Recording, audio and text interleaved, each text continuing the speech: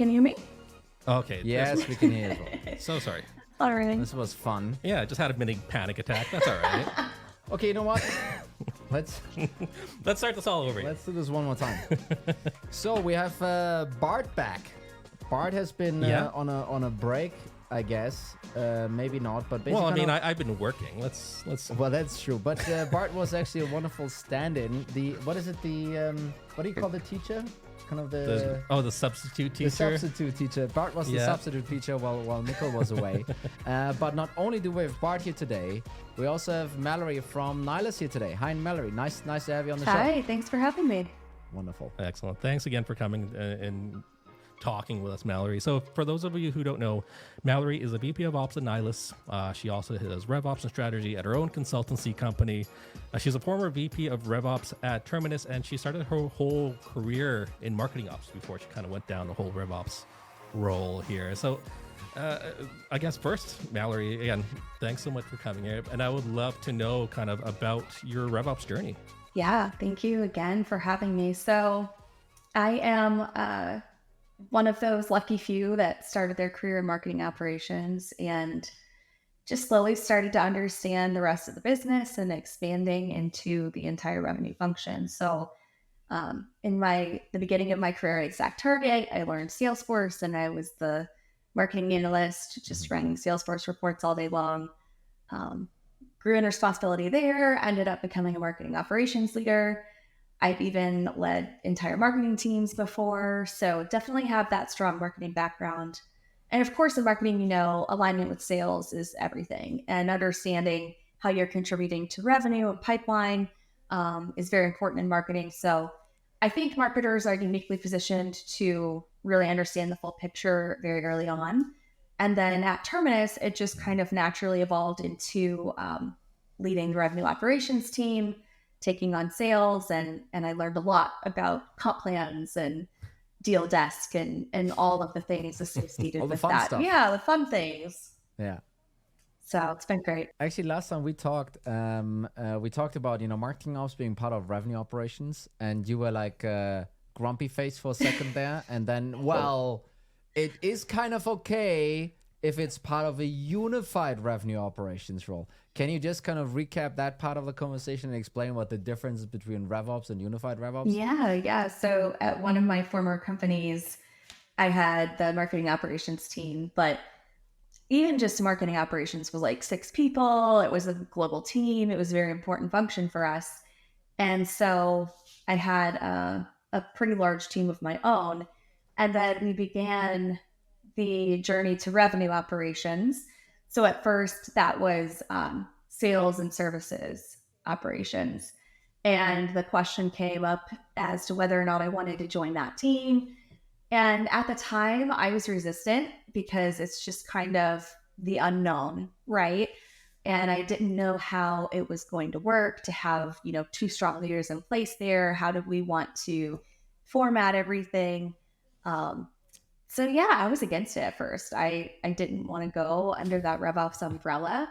It was probably a little bit more related to, my own career progression than anything else, but it gives me a huge sense of empathy for marketing operations professionals that are hesitant to just jump in with 2 feet, because I've been there. And then later, when I joined Terminus, they already had a unified model in place where all of the operations people were working together in revenue operations already.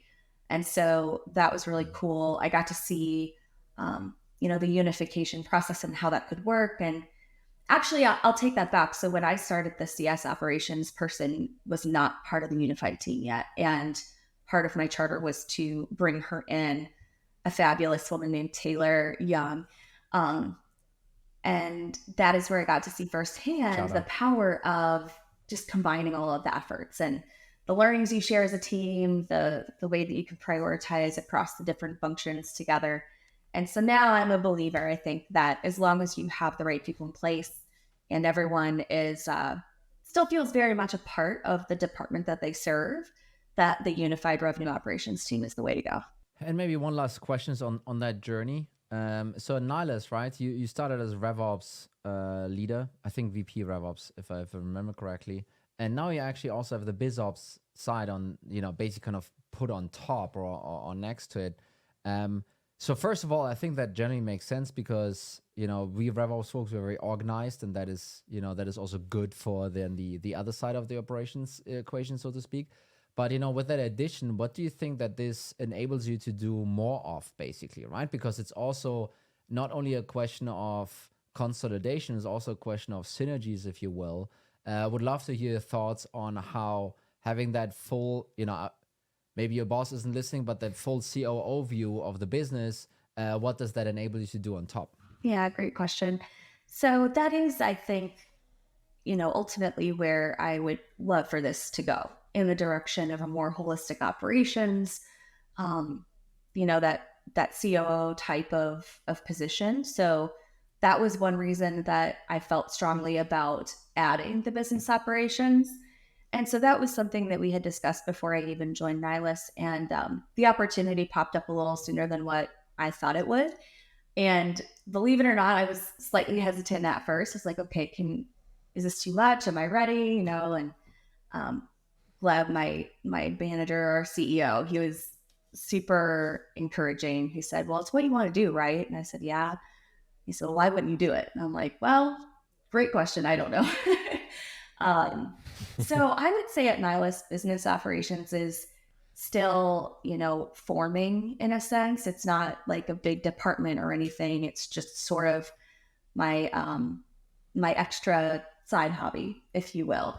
And for us right now, what that looks like is really getting focused on our OKRs and making them useful and applicable and something that actually means something to us. And so we've built a lot of our operations around OKRs, and we have great adoption across the different teams. And that's kind of the first business operations area that I'm tackling. Throughout your RevOps career, I would love to kind of talk about the idea of being a strategic RevOps professional. I think we've talked a lot of people throughout RevOps and throughout the GTM talking about how, yes, that they want to be the strategic aspect of their role. I guess before we get into any of that, what would you kind of define as strategic? It's a tough one, right? I do think that strategic has some different definitions, and part of it will depend on what your role is and how you can contribute to the overall strategy of the business. One reason that I do love OKRs is because I believe if you're doing them correctly, you're taking that highest level company objective and you're translating it down into every single piece of important work that should be prioritized across the company. So if I am a copywriter in marketing, I may not understand how I contribute to strategy. But if you look at the way that your work is nested under the different initiatives of the company, I think that OKRs can help bring that to life for people. And so let's imagine for a minute that one of our, major company objectives is to move into a new market. And so to do that, we need to start generating demand. We need to research the personas. We need to resource that effectively. And being a marketing copywriter who goes out and, researches that vertical and writes content for that vertical and makes the value prop come to life for your company in that vertical is so directly aligned to the strategy of the company. And in my opinion, that is strategic. So if you are displaying people's work in the context of how it helps the company move forward, then anything can be strategic. And in my opinion, it's my job and the other executives' jobs to make sure that people feel empowered to work on the things that are strategic and to not work on the things that are not strategic. So I believe that, down to any individual contributor, that you can feel like you're working on strategic things. And then as you continue to progress in, like authority or team leadership or anything like that, I think that strategic work really comes down to thinking ahead and trying to be proactive and think about what's coming 3 quarters from now, not just reacting to what's in front of you today. I think kind of my spin on this, because this is very much a holistic approach, right? With the OKRs, that's like a chief of staff, COO, VP Ops kind of thing sometimes. supporting the whole business also across product. I think in a revenue operations perspective, it does fit the bill though at the same time also, right? Because really what you kind of said there is, okay, what are the things that we need to achieve here? And if we break them down into more digestible pieces, and for now let's call them objectives and key results, then that's a great way to communicate that across, right? But basically aligning yourself as revenue operations, aligning yourself to the objectives of the CRO, may that be, driving more revenue or driving more efficient revenue or whatever it might be, versus sometimes the lens that you and revenue operations have, which is very tooling, process, data heavy, right? I think that enables you to take that strategic leap. And then also to your point, to be forward looking, be proactive, looking ahead. I think those were some of the words you used. I think combining those two things, I think that generates an opportunity for someone to be strategic. I would agree with that. Definitely. And so I would love to know, how have you kind of done some of that stuff? Example, on the whole alignment phase, I know you had this interesting story about your weekly forecast meetings. Can you tell us a little bit like how that, what exactly first that is and how that kind of came to be? Mm-hmm. Yeah, so one of our board members, Kevin Kinsa, came up with this this process, and so I cannot take credit for it at all. The first time that I learned about it was in my interview with Gleb to join Nylas, and he said that, in the executive team, they have these major KPIs, and the primary vehicle for the weekly forecast is that each executive, or, a couple of us have a KPI and we are the champion of it. And so when we come together, I'm having this meeting in a few hours. When we come together every Tuesday, we forecast that particular KPI for the next 4 quarters out. And it's a fascinating process. And, when I heard about it for the first time, I was blown away. I thought, wow, that is so different than anything I've heard before. And I was attracted to that. It was one of the reasons that I was excited to, continue learning about the opportunity at Nylas. And it really just forces you to spend time thinking about the future and looking for ways to, really kind of solidify how you're going to reach that future aspirational goal. And so we set the budget for, the current year and the next year, 4 quarters out. And then we forecast against it. And let's say, if we've got a certain amount of revenue forecasted for 3 quarters from now, but we don't yet have the deals to make up that incremental revenue, then we will see that immediately. We won't wait until we get to Q2 and say, next quarter's pipeline is looking light. We're looking at that today. And so it's a great way to keep people thinking about the future, looking for potential blockers that are coming ahead. And it's our job to forecast the good and the bad. So looking at macroeconomic situations, how that can impact us for the entire next year. Clearly, there are a lot of unknowns, but it forces us to have the right conversations. And so it's been a really cool experience for me. And in terms of metrics, right? And you don't need to give any of this away because obviously these things are North Star pieces, but I would assume those are things like net retention rate. It's, maybe pipeline or revenue booked, and then there might be a couple of others. And those are the kind of very top level metrics that you and the rest of the executive team kind of having a turn at forecasting. That's kind of, I think, how I understood this. And when I kind of were thinking about this, or when I was thinking about this, what is really cool here, and I would love to, hear your take on this. It's not that, let's just say you come up with a different net retention number for the rest of the year. It's not you're going back to the budget and updating this and, all of that stuff. It's really about the simple process of thinking through it, right? And then, updating the rest of the executive team. Hey, folks, those were the thoughts I had impacting this number here. Number one, I'm giving you information what is in my head. Number two, I would love to hear what your opinion is on this. And then if we have agreement that there might be an issue coming up, then you would start tackling this, right? I mean, that might find its way back to your OKRs or into other areas, right? I mean, this is basically a methodology to try and, as you said, be proactive, looking ahead and doing this on things that are shared problems, in this case, net retention rate, or pipeline or whatever, big problems that are shared across, right?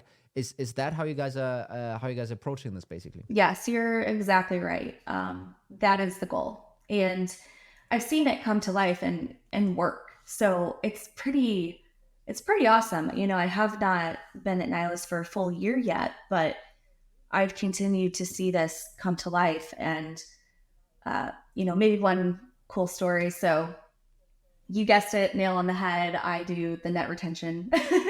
That's like my major KPI. And, we have several, there are kind of like 4 main ones, but, net retention is comprised of, your renewal rate, how well are you renewing your base, your expansion, how well are you expanding the base. And then believe it or not, you also have to forecast the new business so that you can get an accurate rate for the future, because if your new business grows a lot in one quarter, your base is bigger. And so it's harder to reach that high net retention budget in the subsequent quarter if you have a bunch of new business that you close. So I end up taking forecasts from everybody around the table, putting them together, putting my own spin on it, and then seeing what that comes out to from a net retention standpoint. And then, like you said, if I see a risk, I'll kind of give us like a little discount in that area and forecast it out and say, hey, I've dropped my forecast by 1 point each quarter because I see a risk in XYZ. And pretty recently, one of those things that came up in the XYZ category was that Nylas has a really cool opportunity. We're getting ready to release the next iteration of our API platform. So that's kind of like version 3 for us. And we've got a process where a lot of our customers are going to benefit from, totally innovative things in this new platform and this new version, but there is some migration involved. And so I raised my hand right away and said, can we estimate what are the benefits and what are the risks in the migration process? We know that it's going to alleviate some of our customers' pain points that they're experiencing today, and that should build better affinity for the product, better retention. So we have an estimate of how that will improve our retention. We also have an estimate of maybe some customers that are in overages, and maybe this gives them a chance to reformat something and get out of overages. So that will impact our expansion revenue. So lots of moving pieces. And what we found is that there were so many moving pieces that we wanted to make sure we had some tight project management around it. And so believe it or not, even though I have no business understanding the technical aspects of the platform, I have begun helping out a bit with some of the project management of specifically the migration. And it's because I believe it's going to impact net retention. I believe that from a business operations standpoint, I can add a little bit of help to, get that project plan set up.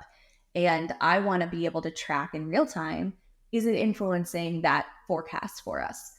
And so we identified it, and I raised my hand and said, hey, can I help you guys out? And they said yes. And so, right there, you end up with a pretty big strategic objective on your plate.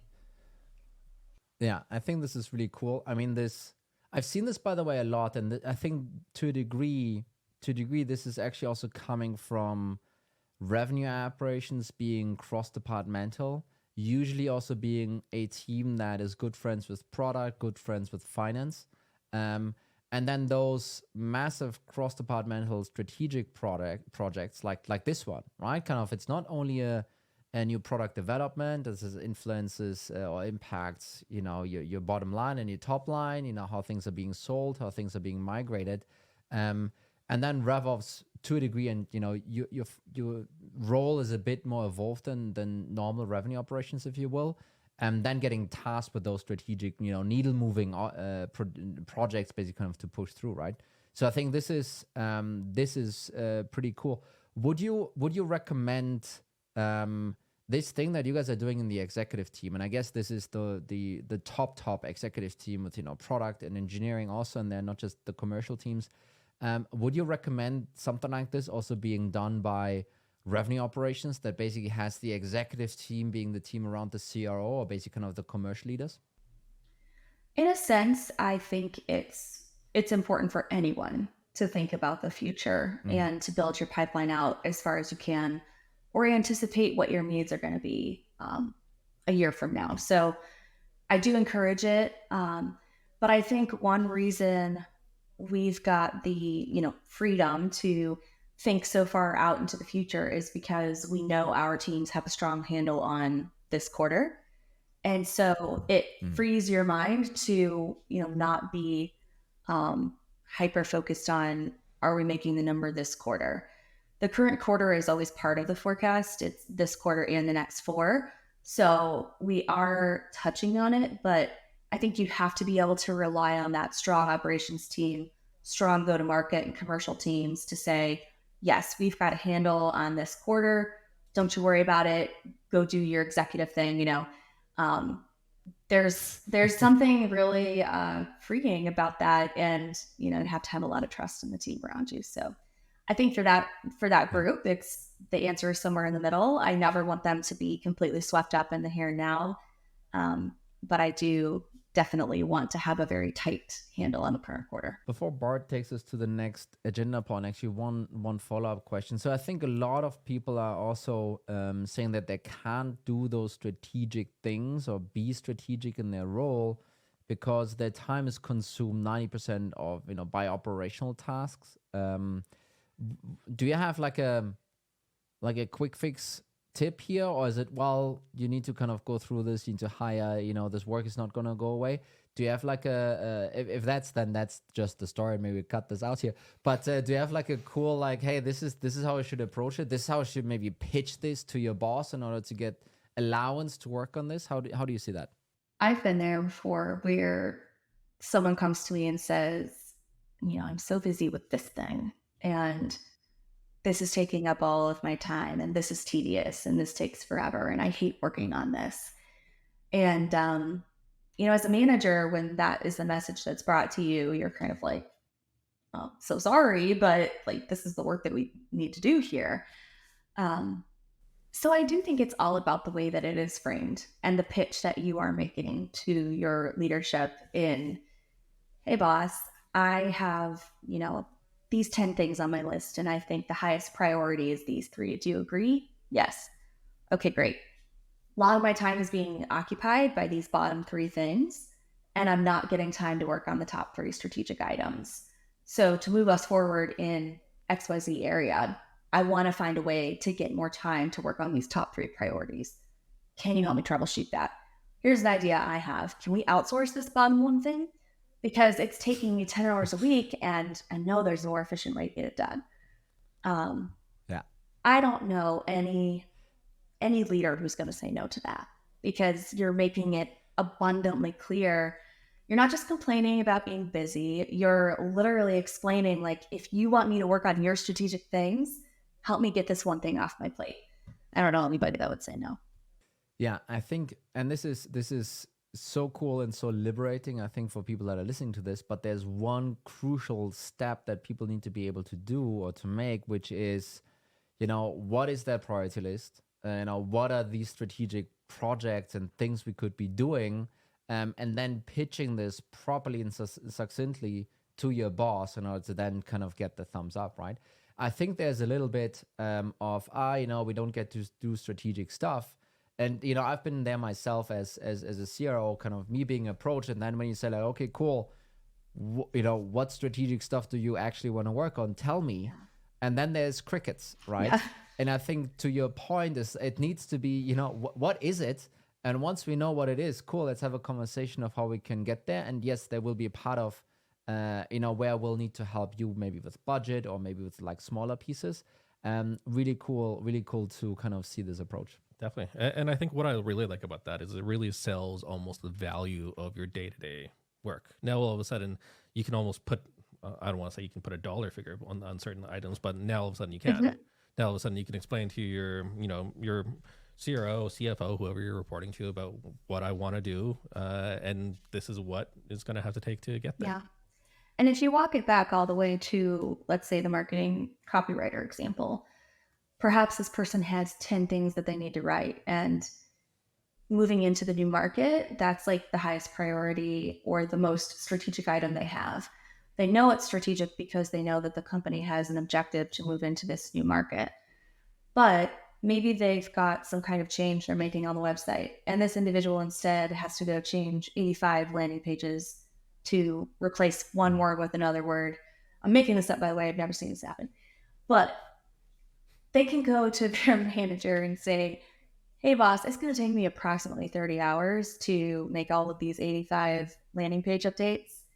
I would propose that instead I spend that 30 hours knocking out this ebook, which is the strategic thing to take us into a new market. I've got a buddy who can do the 85 pages for $1,000. Is that a good trade-off? Do you mind if we do that? Like, coming with a solution and then explaining what you're going to do instead, I think is really the important part, like you're saying, Tony. And in my opinion, the OKRs, or just making sure that people feel connected, their work has to connect to the strategy of the company. If they can identify that dotted line, then it gives them a better way to explain what they want to work on instead and how to be strategic. I think when you hear those crickets and someone doesn't know what they want to do to get more strategic, it's because they literally don't understand how their work connects to the strategy of the company. I think it's an excellent point, and puts also some of the work back to leadership and management to make sure that the strategy is well articulated and communicated, throughout the organization, so people can actually have a chance to hang the hat. Absolutely. On that, right? I think in revenue operations, sometimes it's a bit simpler. It's, hey, we need to do more revenue. Come up with ideas how to do that. But yeah, no, I totally actually agree with this. Definitely. And let's go into the next topic about operating cadences, essentially. I think it's something we always kind of talk about here internally. This guy had a bit of a revenue letter about the 3.5 meetings you need to have a week. You talked about on your LinkedIn how at Nylas you guys have a really strict operating cadence. So your dailies, weeklies, bi-weeklies, monthlies, quarterlies, whatnot. I guess like one of the things when I first looked at that whole report and saw how many meetings we were actually having, the first thing that came to me is like a lot of that can seem very overwhelming when you're first even just starting to organize all that. Like how has your career kind of been organizing things like that and setting that up? Yeah, first I'll say that Nylas doesn't do every single thing on that list yet, right? So it does take time. It's something that you have to evolve into. And I think it's going to be different for every company. So I view that operating cadence that you're referring to as kind of a menu of things to pick from. Like, we want to try adopting this. This is something that's been proven to be a cool cadence for other people. And, I think it definitely depends on when you're getting started. How are you coming into the organization? Like, how is your team evolving? I was lucky at Nylas to join as a senior leader. And if I had a suggestion about reformatting some meetings, that was kind of in my purview to decide. And so that was pretty easy for me to do because I just booked the meeting and people started showing up. You're the boss. Yeah, you can be the boss sometimes. And so that's a cool way to get started. But I've also experienced the other end of that, where it was back when we were at the company where I did not want to join revenue operations. The person leading revenue operations started this pipeline council, and every week it was, the revenue operations team and the marketing operations team coming together. Air quotes being Yes. used, by the way, for everyone who can't see that. Make sure the air quotes go in the video, right? Yeah. Because we needed to be on the same page. We needed to have the same view of the pipeline. We needed to talk about demand generation. And it was this cross-functional need that we had. So that was a little bit more organic. It was two teams coming together, choosing to discuss something that was very important cross-functionally. The pipeline council that we have today is kind of led by revenue operations, but we invite the marketing leaders, the sales leaders. If you've got like a partnerships person, they're half the time they're going to be there. Lots of different ways to pull those constituents together. But I think the way that the meetings end up getting onto the calendar is going to be slightly different in every situation. My advice is don't try to bite off 5 at a time. Like, start with 1. Show people that you can organize a meeting and deliver value, and make sure they're getting that value before you start to try to add more cadences. That would be probably the way that I would do it. So one question I have on that, because operating cadence, it sounds like, well, that's very operational. How do you, if at all, I don't know, how do you connect this back to the strategic piece, kind of that we talked about earlier? Great question. So, so my thinking is that a good RevOps cadence or operating cadence will not just be a series of meetings, but it's also a way to deliver information at a predictable time so that people have the insights they need really kind of before they realize they need them, right? So it's Monday morning, I'm waking up, I'm groggy, I've got my first cup of coffee, and I sit down, I'm like, oh, how am I going to tackle the week? And then all of a sudden, this dashboard magically lands in my inbox, and I'm like, oh, I'll look at this thing. And it gives me everything I need to see about my business that could lead me to understand, like, here's the problem I want to tackle this week. So the timing of those things and being able to have like the context and leading the way, operations is all about leading with influence. It's not about leading with authority most of the time. So influencing your partners and your leadership team to, look at insights at the time that you believe it's going to make sense for them. Start planning in a time frame that's going to make sense for the business, not waiting until the last minute. It's kind of guiding just that rhythm of work getting done, but doing it in a way that is very much about servant leadership, giving people the information they need with context and insights, not just dumping a report in their lap.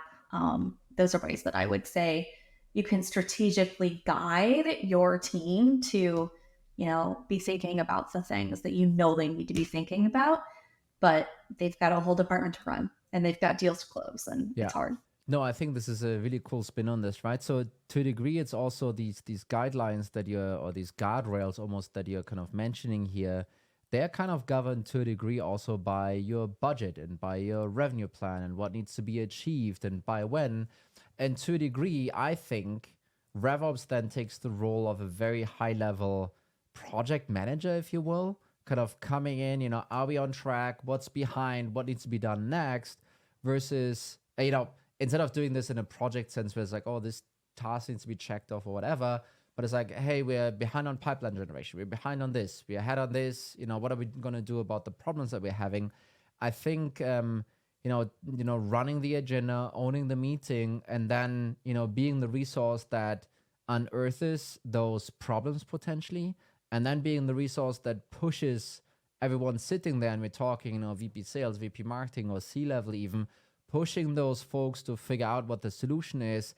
I think it sometimes sounds very nitty-gritty operational, but it's really just breaking the strategy down into kind of smaller bites and chunks, which I think is a very much a strategic skill even, and then function in the end to really execute within the business. Mm-hmm.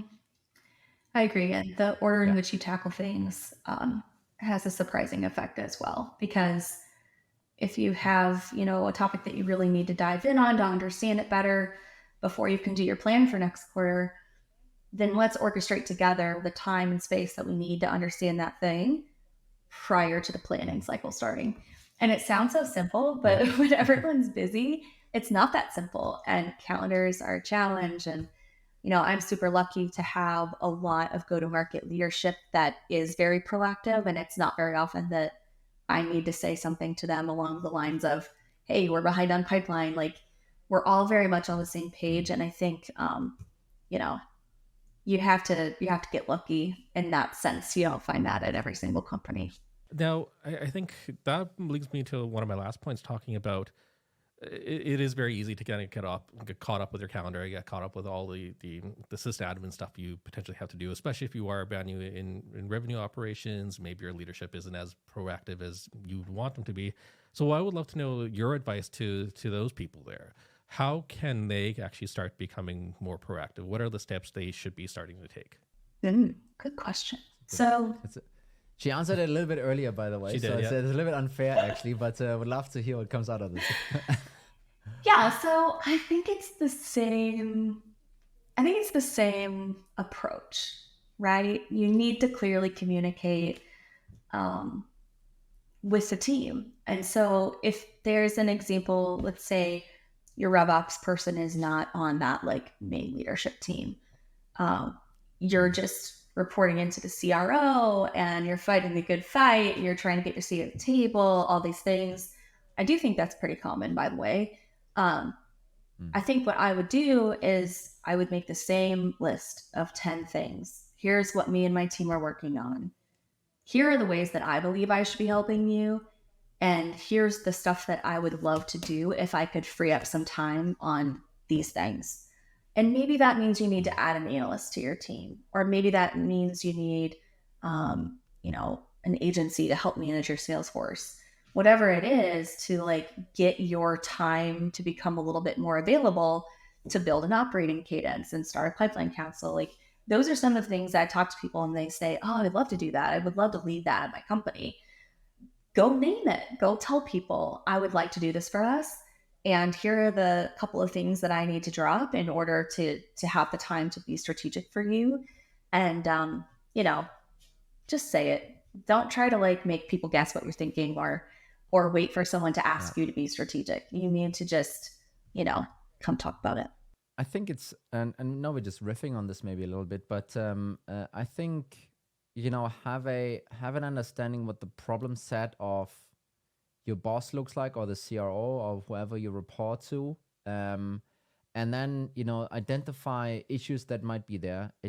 This it's boring, but there's a gap in pipeline, or there's something else happening, or conversion rates are down, or whatever it might be. And then use that as an inspiration for what you could be doing about it, right? And that it sounds a bit forced to call this strategic, but it certainly is a hell of a lot more strategic than doing another update to the Apex code or a validation rule or something like this, right? It's kind of, hey, here's an issue with the conversion that we're seeing. I did some analysis. This is probably what this is driving. I talked to a bunch of people. This is how I would solve it. Can I have the time to solve it, please? And I think if you come with a very specific task or ask like this, worst case, it's a reprioritization of reshuffling. It's like, okay, you know what? Pause this thing that you're doing right now, jump on this instead. And best case, it might lead to, yeah, you know what? Actually, I want you to keep fighting those things, and I want you to keep fixing those things because they actually help me solve my problems. And let's figure out how we can deal with this other stuff that you're doing instead, right? I think that's that would be my tip. Actually, find pains of your boss, and try and kind of address those. Yeah, I agree. And if someone works in a business where they're very swept up in the current quarter and maybe not thinking as far ahead as what you'd maybe like to, there's no harm in being the first person to start writing down what you think will happen 4 quarters from now. And any time that you approach your manager and say, I've identified this thing that's happening today, and I think in 3 quarters from now, we're going to really feel pain from this. So that's why it's important to tackle, because, maybe this quarter looks fine, but down the road, it's going to have a negative impact. We need to address it today. Letting people know that you are thinking ahead, I think, is another good way to help them understand your point of view. Yeah. And, just, adding to this one, it's really, and I think you mentioned this earlier a little bit. So you as a in your current role and with the leadership team that is around you, you have kind of the luxury of kind of thinking ahead. I think while some of the thinking ahead sounds really silly and easy, oh, we're not creating those opportunities that we need to, it's not the pipeline coming out of this, we have an issue coming up. While it sounds super simple when you say it out loud, synthesizing this and then saying, actually, I think we will have a 30% gap in Q4 coming up, and we are, we should rethink the hires that we're, making right now. While everyone around you might probably have the capability and the skill to think through it the same way, you were still the one doing it, and you were triggering that potentially kind of action kind of to go in a different direction. And I think just, forcing yourself, whether or not you do it in this executive team setup, thinking about NR and how that changes, but forcing yourself somewhere else, not in the executive team, to think about how pipeline is developing and, you know, what might come out of this. I think that's a really easy low-hanging fruit of trying to show the business, show everyone around you that you have the ability to be way more strategic than you're currently being leveraged. Yeah, that's a great point. And I think, like, as we wrap up, I just want to say that I think this episode has had a lot of great actionable advice for everyone that's been listening in here. I think a lot of great things to create, you know, this proactive environment that is aligned. And I like, especially I think what you said about the operating cadence, that you don't need to start full out. Yeah. Like I think every little thing you can start at least a little bit to kind of eventually get you to that proactive, quote unquote, strategic RevOps role. Yeah. Agreed. Wonderful. Excellent. Awesome. Well, thanks again, Mallory, for joining us here today. It was great to have Yeah, you. it's been fun. Thank you so much. Thanks for having me. Wonderful. Bye. Bye. Bye.